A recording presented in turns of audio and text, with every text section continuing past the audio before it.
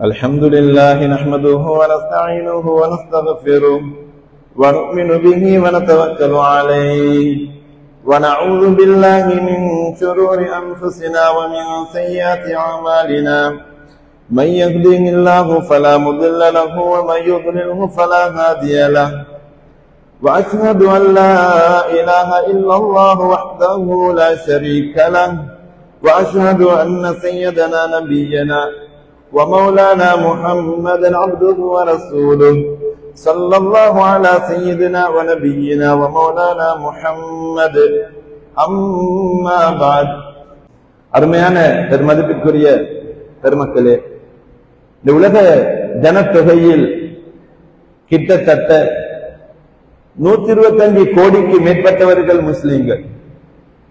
125 கோடிக்கு மேற்பட்டவர்கள் முஸ்லிம்களாக வாழுகின்றார்கள். முழு உலகத்துடைய ஜனத்தொகையோட பார்க்கும் பொழுது உலக ஜனத்தொகையை 3ஆக பிரித்தால் 1/3 முஸ்லிம்களாக இருக்கும் அளவுக்கு இந்த இஸ்லாம் உலகத்தில் இன்று ஒரு முக்கியமான ஒரு மார்க்கமாக இருந்து கொண்டிருக்கிறது. ஆனால் நாங்கள் வரலாறு சொல்லும் பொழுது இஸ்லாத்துடைய வரலாறு 1400 வருஷம் என்று சொல்லுகின்றோம். அருமையான சீதவிகளே, ஒரு விஷயத்தை நல்லா விளங்கெடுக்கணும்.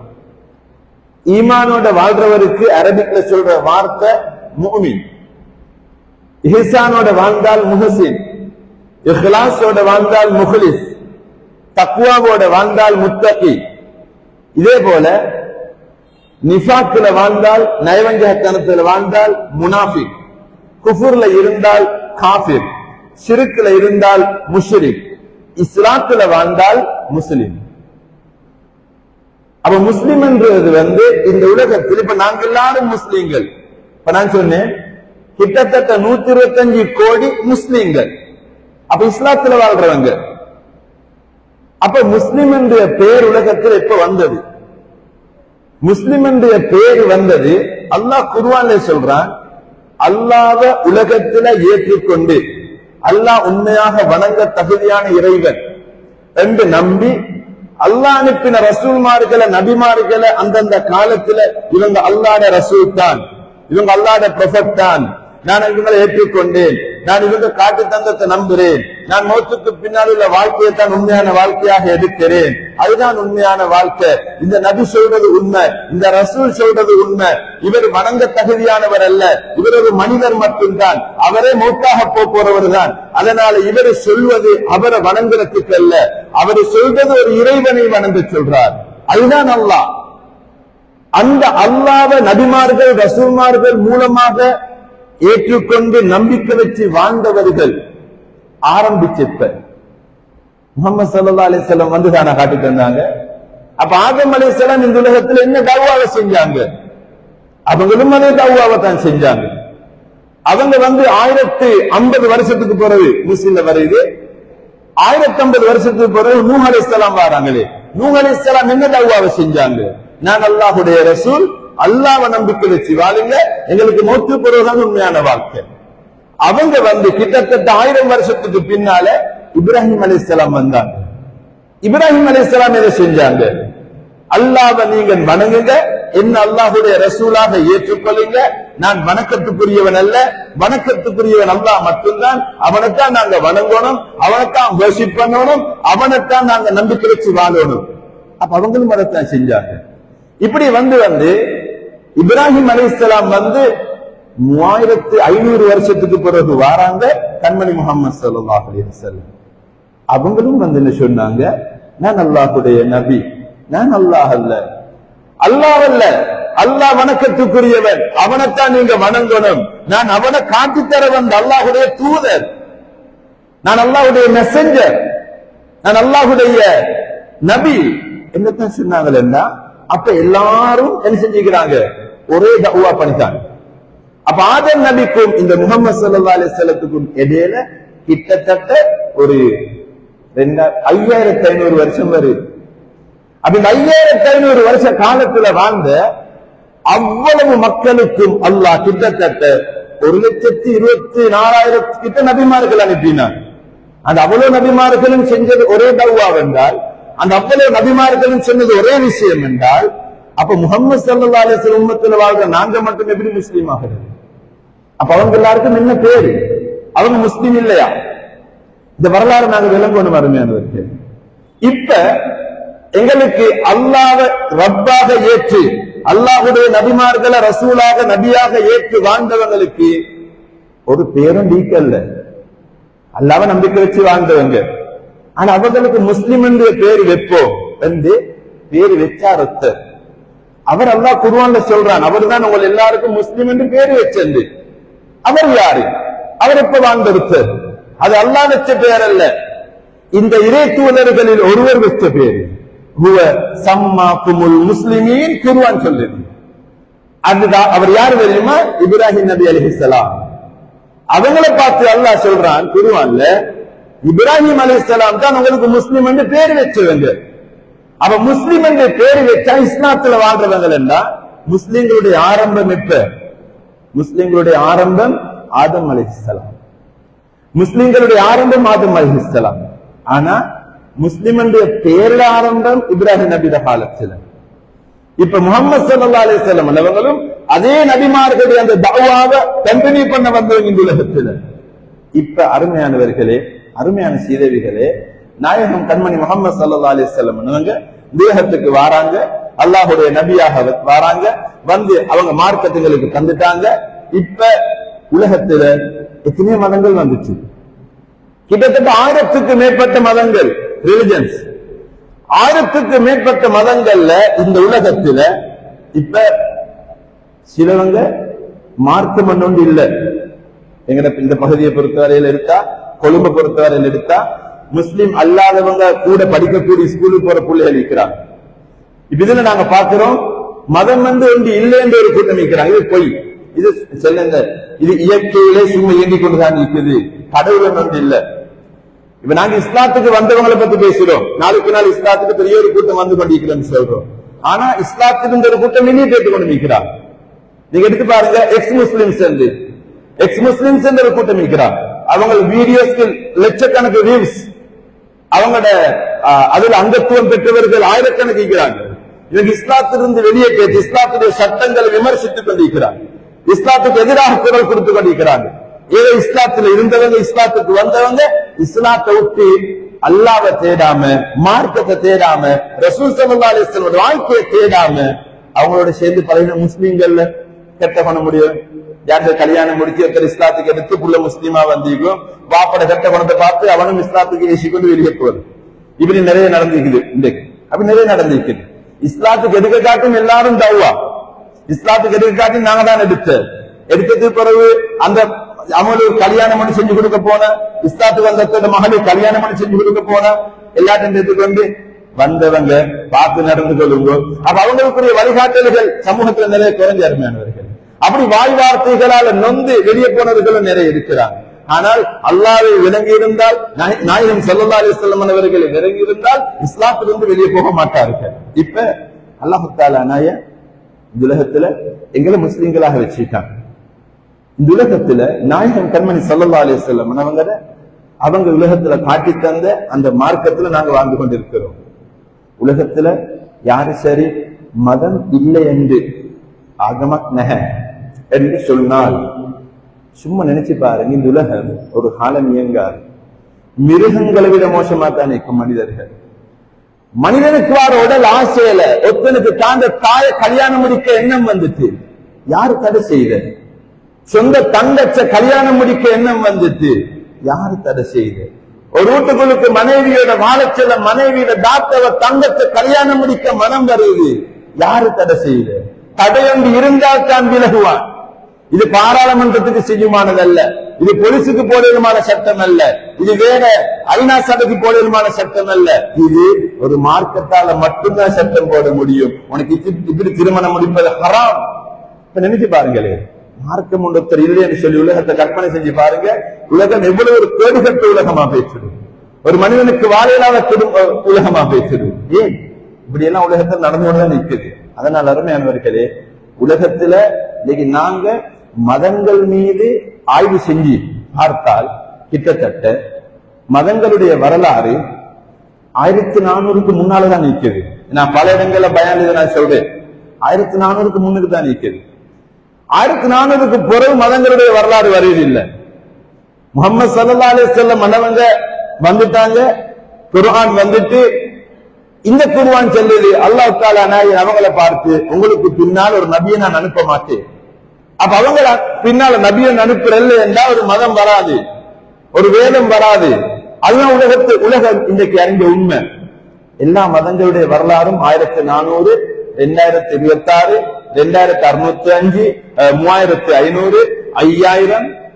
ஆதம் அலைஹிஸ்ஸலாம் வந்து கிட்டத்தட்ட இந்தியோட பார்த்தா 7000 வருஷம்.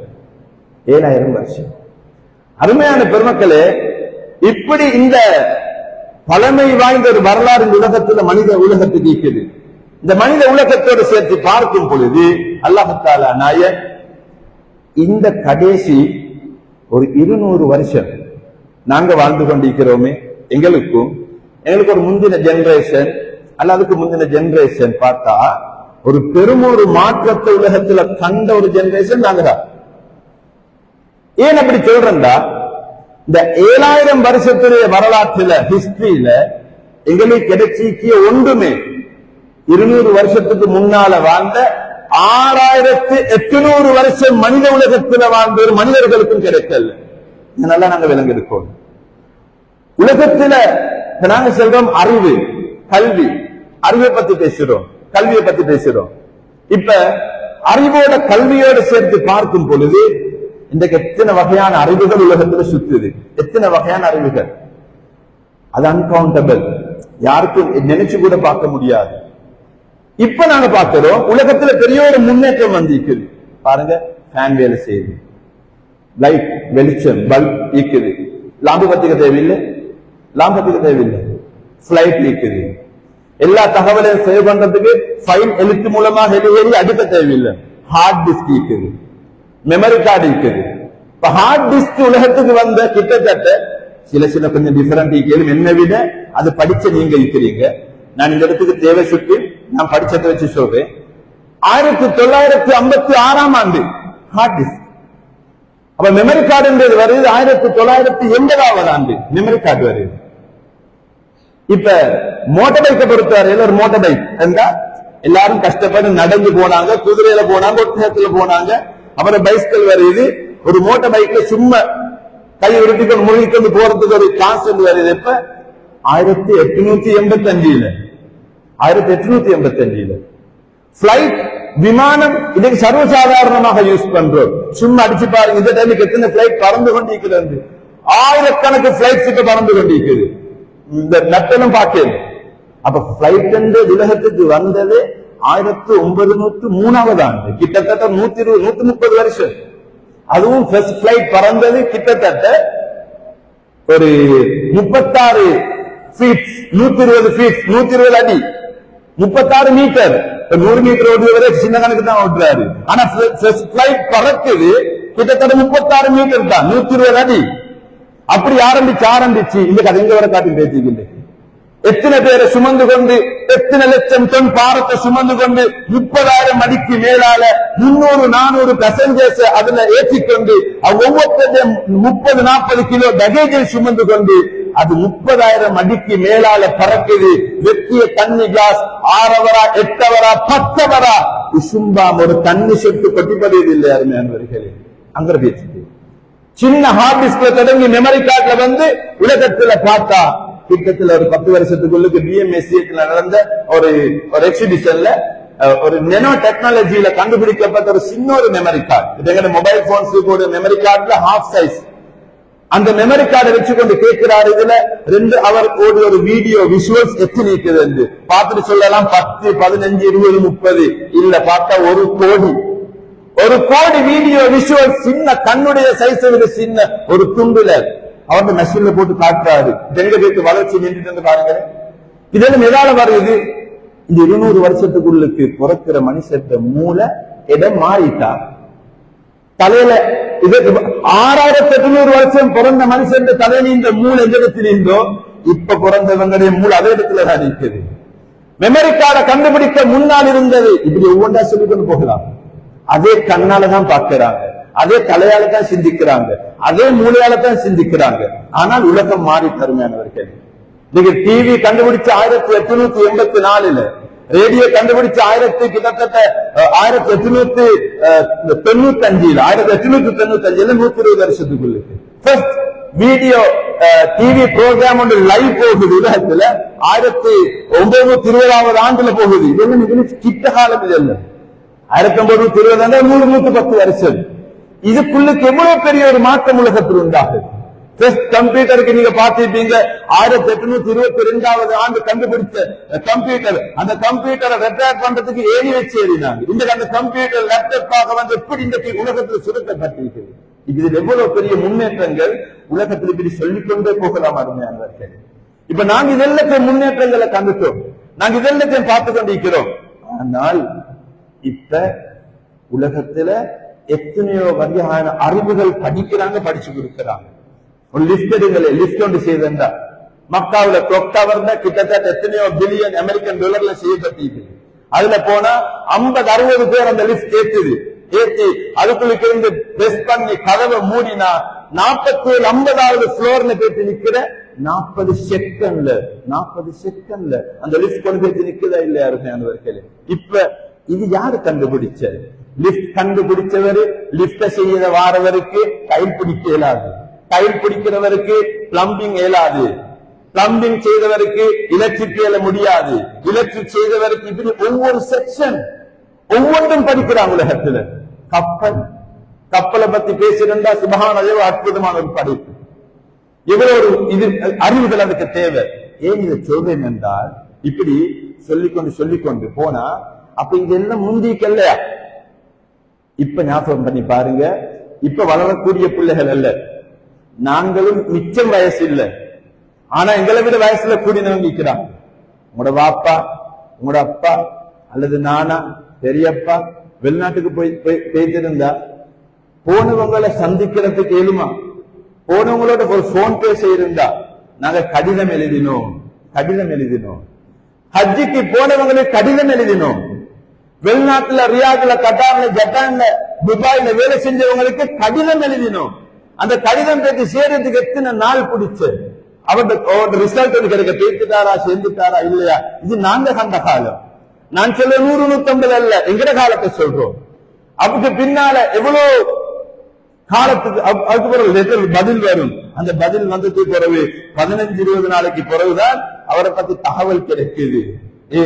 அந்த அளவுக்கு நாங்க ஒரு முன்னேற்றம் இல்லாத காலத்தை நாங்க மீட் பண்ணினோம், அறிவுடைய வளர்ச்சி இல்லாத காலத்தை மீட் பண்ணினோம். ஆனால் இந்த குறுகிய காலம் எவ்வளவு பெரிய ஒரு முன்னேற்றம்.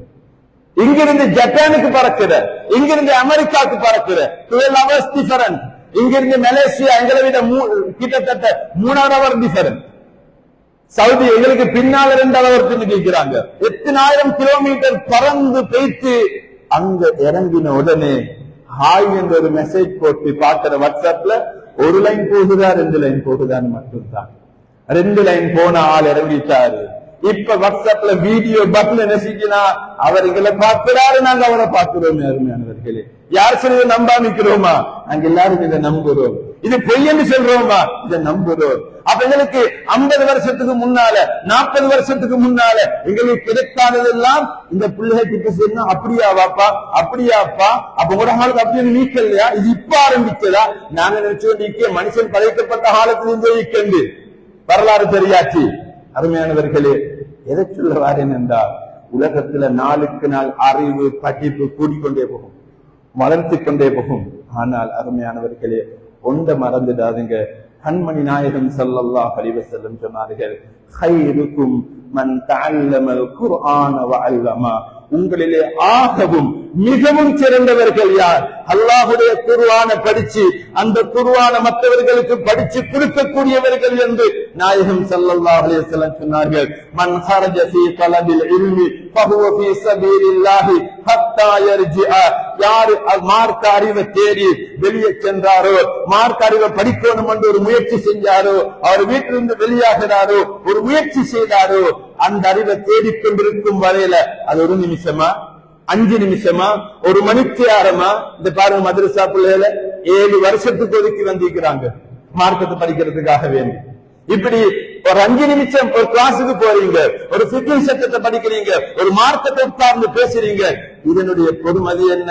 அவரு அல்லாஹுடைய பாதையில இஸ்லாத்துடைய எதிரிகள் இஸ்லாத்துக்கு எதிர்த்து கொண்டு வரும் பொழுது எதிரிகளோட போய் யுத்தம் செஞ்சு அந்த நேரத்தில் அவருக்கு மௌத்து வந்தால் எவ்வளவு பெரிய அந்தஸ்து ஒரு ஷஹீதுக்கு, அந்த அந்தஸ்துல தான் அவர் இருக்கிறாரு.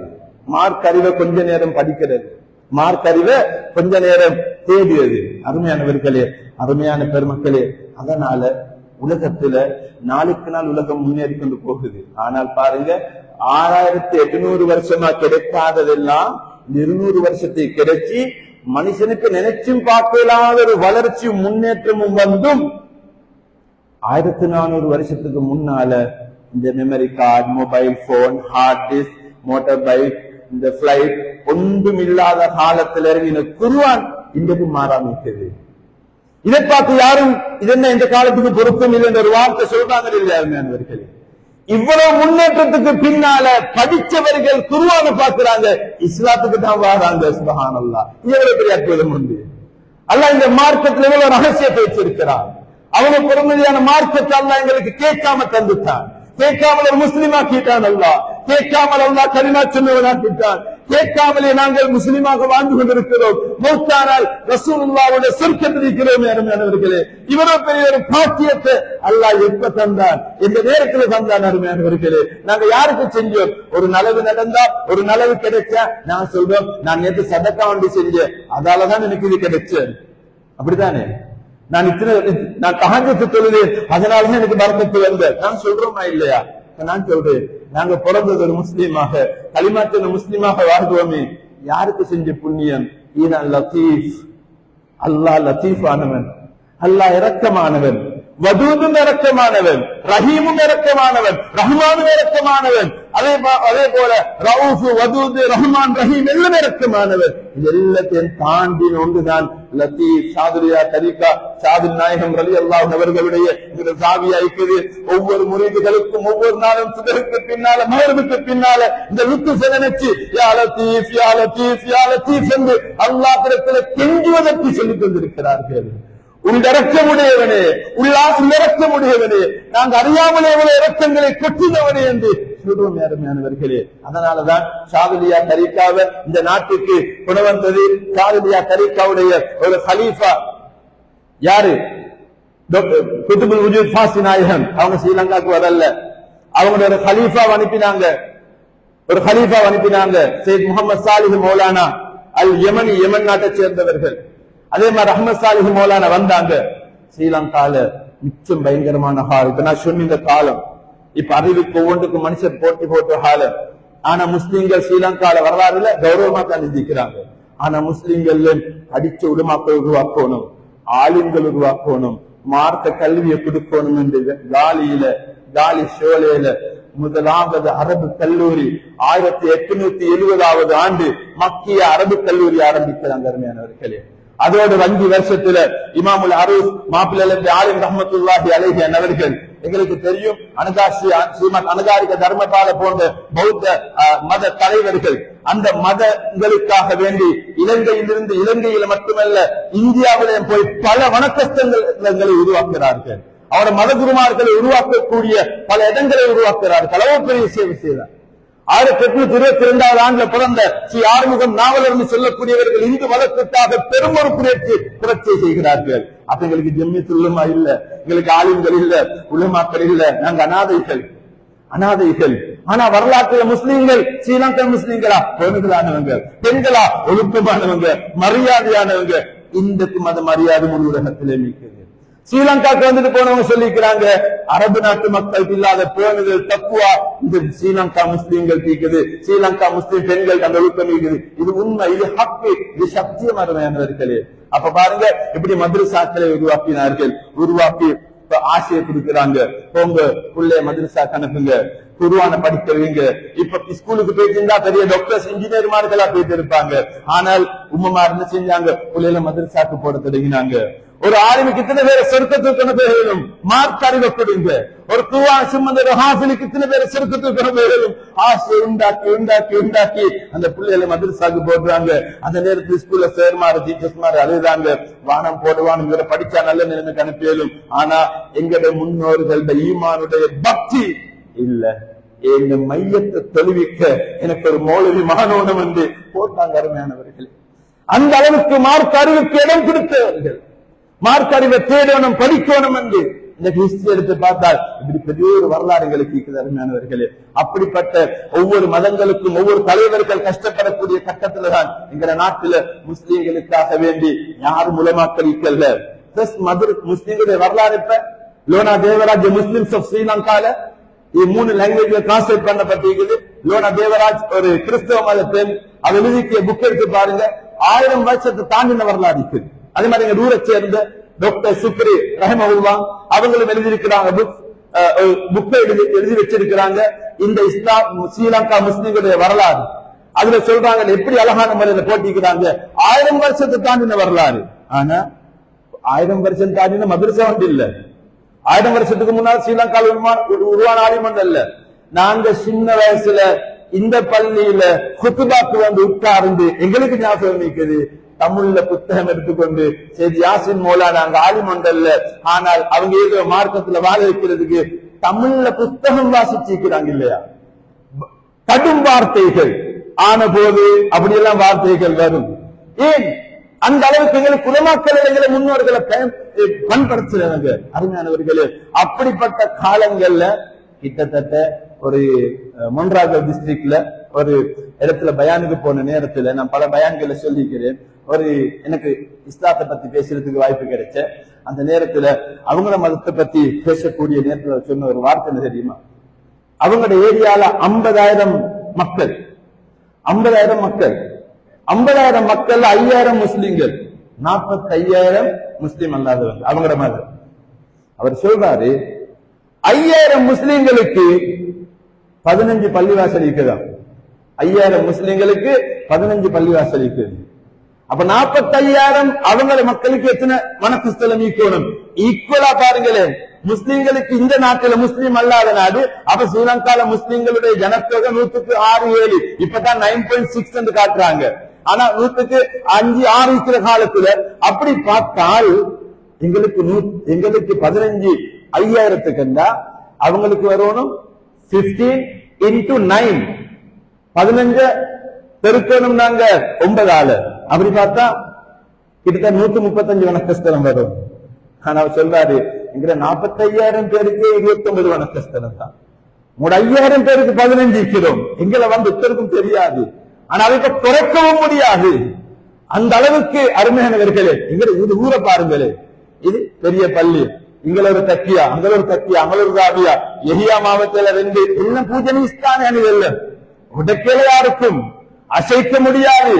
எங்களுக்கு இவ்வளவு கேட்டு யாருக்கும் மூட முடியாது. ட்ரை பண்ணினாங்க. அந்த அளவுக்கு ஈமான் பலமானவர்களால பவுண்டேஷன் போடப்பட்ட இடங்கள் அருமையானவர்கள். இதை நாங்க மறந்துடக்கூடாது, இதை நாங்க மறந்துடக்கூடாது. அதனால இப்படி பெரிய ஒரு சேவையை செஞ்சு இன்றைக்கு மார்க்க அறிவுகளை மார்க்கத்தோட இஸ்லாத்தோட வாழ வைக்கிறதுக்கு எங்களை முன்னோர்கள் எடுத்த முயற்சிகளை நாங்களும் செய்யணும். இன்ஷா அல்லாஹ் நாங்களும் மார்க்க அறிவோடு எங்களை பிள்ளைகளை வாழ வைக்கணும். உலகத்துல எந்த அறிவை படிச்சாலும் அருமையானவர்களே, நீங்க உங்களோட புள்ள இப்ப தற்காலத்தில் உலகத்துல ஆகப்பெரிய பிளைட்டை கண்டுபிடிச்சது உங்களோட மகன். உங்களுக்கு எவ்வளவு பெருமை. இந்த உங்களோட மகன் வந்திருந்தா உலகத்திலாக பெரிய பிளைட்டை கண்டுபிடிச்சவரு இந்த பள்ளி நிறையும். அக்கறையிலிருந்தும் வருவாங்க, வெளிகமையிலிருந்தும் வருவாங்க, திக்கல்லிருந்தும் வருவாங்க, 2 கட்டும் நிறையும். ஏன் உலகத்திலாக பெரிய பிளைட்டை கண்டுபிடிச்சவரு இந்த பள்ளி தொலை வந்திருக்கின்ற அவ்வளவு பெரிய அறிவாளியா அறிவுக்கு தேடி வருவாங்க. ஆனால் அருமையானவர்களே, அதை விடதான் நாங்கள் உலகத்துல அறிவுல கொடிகட்டி பறந்தாலும் எங்களுக்கு அல்லாஹுடைய குருவான சரியோத தெரியாதா? ஒரு மௌத்தாகத்தை வைக்கப்படணும். ஏன் ஒருத்தர் சொல்றாரு அதுல ஸ்பீக்கர் அந்த வானமாம், ஸ்பீக்கர் அல்லையா, ஸ்பீக்கர் சரியா, ஸ்பீக்கர். அதுக்கு ப்ரொனன்சியேஷன் டிஃபரன்ஸ். அதே மாதிரி ஒவ்வொன்றுக்கும் இங்கிலீஷ்ல சின்ன டிஃபரன்ஸ் வந்ததோடு அது அப்படியே இப்படித்தான் சரியா வரணும்.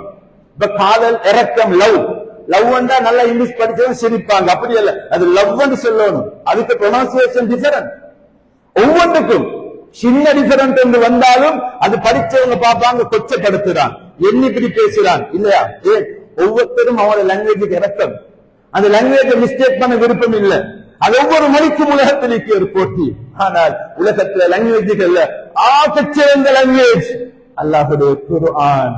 இதுக்கு சிரிக்கிறாங்க இல்லையா தரும் லவ் ஒன்றா சிரிக்கிற, ஸ்பீக்கருக்கு ஸ்பீக்கர் என்றா சிரிக்கிற, இப்படி ஒவ்வொன்றுக்கு கம்ப்யூட்டருக்கு கம்ப்யூட்டர் என்றா சிரிக்கிறோம். ஏன் மார்க்கர் சிரிக்குது? ஆனா குர்ஆனுடைய ஆரம்பம் அஊது பில்லாஹி மினஷ் ஷைத்தானிர் ரஜீம்.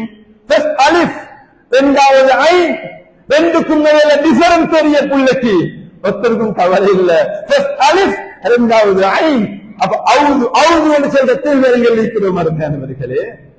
பிஸ்மில்லாஹி ஹா, அர் ரஹ்மான் ஹா, இந்த ரெண்டுக்கும் டிஃபரன்ஸ் தெரியாது.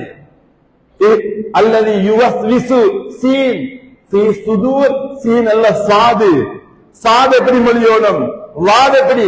லாமுக்கும் வாதுக்கும் லாமுக்கும் இடையில டிஃபரன்ஸ் இருக்குது.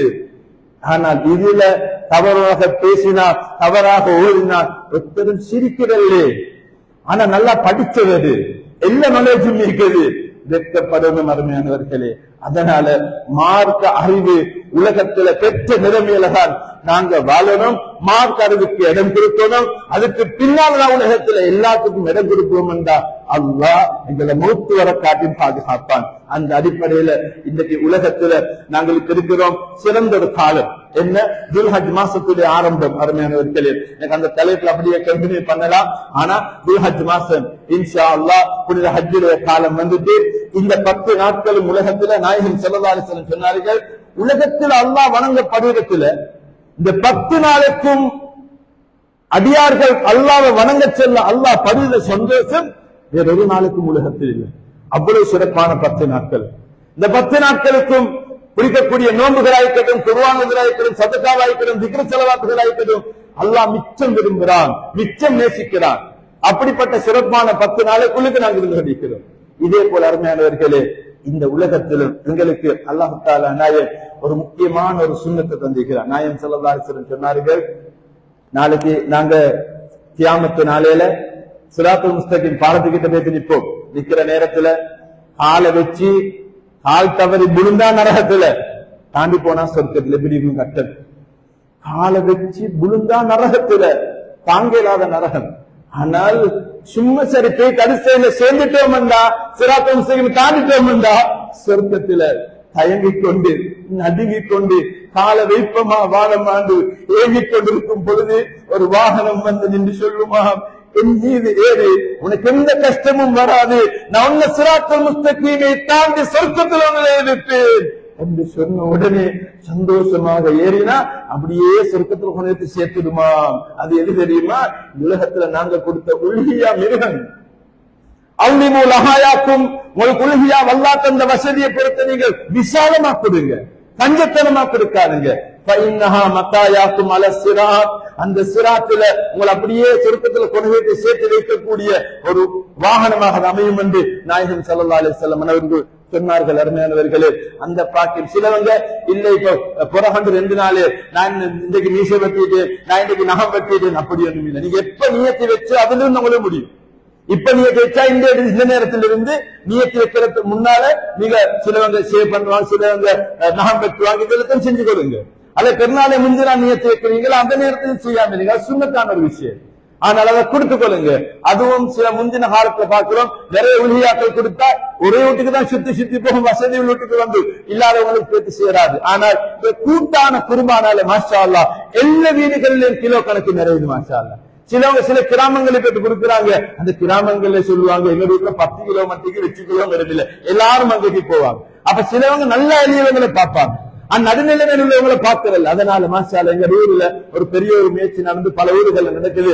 அந்த குர்பான்கள்ல கலந்து கொள்ளும் இன்ஷா அல்லாஹ். அதே மாதிரி அல்லாஹ் தஆலா நாயனுடைய இந்த பரிசுத்தமான மார்க்கத்தை இஸ்லாத்தை விளங்கி உடைய சட்டங்களை படிச்சு உலகத்துல எந்த ஒரு நிலைமைக்கு போனாலும் எனக்கு குர்ஆன் ஓத தெரியாத நிலைமையில வெட்கம் என்ற நிலைமையில் இருக்கவானும் தேடி குர்ஆன் ஓத பழகுங்க அருமையானவர்களே. தேடி சட்டங்களை படிங்க, சுஜூது செய்ய தெரியாமல் நினைக்கவானும் சொல்லவானும் இதை தேடி படிங்க.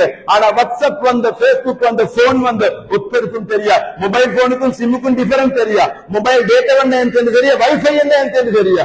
ஆனா ஆனால் இன்றைக்கு டேட்டா ஒன் பண்ணி எத்தனை ஜிபி செக் பண்ணி 60-70 வயசு வாப்ப மாதிரி எங்களுக்கு மெசேஜ் அனுப்புறாங்க, எங்களுக்கு போன் பண்றாங்க, எங்களை போஸ்ட் லைக் பண்றாங்க. ஒன்னும் தெரியாம எனக்கு எப்படி செஞ்ச பேரண்ட பிள்ளைகிட்ட வச்சு பட்டு 10 டிப்பு கேட்டு படிச்சோம். தேவைக்கெண்டா முடியும், தேவைக்கெண்டா படிக்கலாம். அதனால முயற்சி செஞ்சு நாங்க மார்க்கத்தை அறிவோடு சேர்த்து விளங்கி வாழக்கூடிய சீதேவிகளாக அல்லாஹ் நம் அனைவரையும் கபூல் செய்வானாக.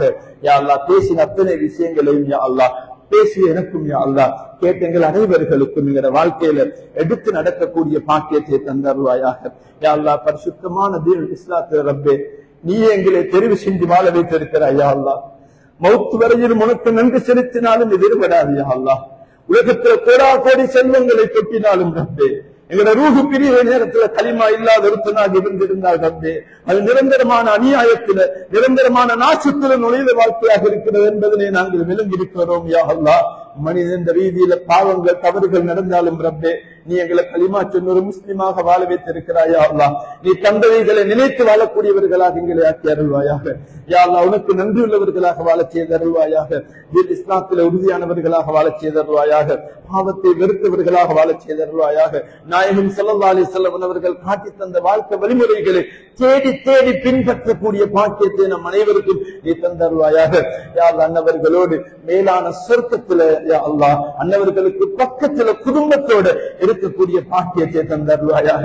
யா அல்லாஹ் இது கால வரையிலும் எங்களுக்கு இந்த இஸ்லாத்தை பாதுகாப்பதற்காக ரப்பே ரஹ்மானே இந்த நாட்டில யார் யாரெல்லாம் எங்களுக்கு இஸ்லாத்தை பாதுகாக்க கஷ்டப்பட்டார்களோ யா அல்லாஹ் பள்ளி வாயில்களை தக்கியாக்களை ஜாவியாக்களை உருவாக்கிய ரப்பே மദ്രസാக்களை உருவாக்கி எங்கள் முன்னோர்களை சிறப்பாக வாழ வைத்து இத்தனை ஆயிரக்கணக்கு பள்ளிவாசல்கள் மദ്രസാக்கள் உருவாகின்ற அளவுக்கு நமக்கு உண்டாக்கி தந்த அந்த ஷீதேவியுடைய கபர்களை வெளிச்சமாக்கிறியா அல்லாஹ், பிரகாசமாக்கிறியா அல்லாஹ். அவர்களையும் எங்களையும் மேலான சொர்க்கத்தில் நீ ஒன்று சேர்த்து வைப்பாயாக. வஆகிரு தஅவானா அல்ஹம்துலில்லாஹி ரப்பில் ஆலமீன். அல்ஹம்துலில்லாஹி நஹ்மது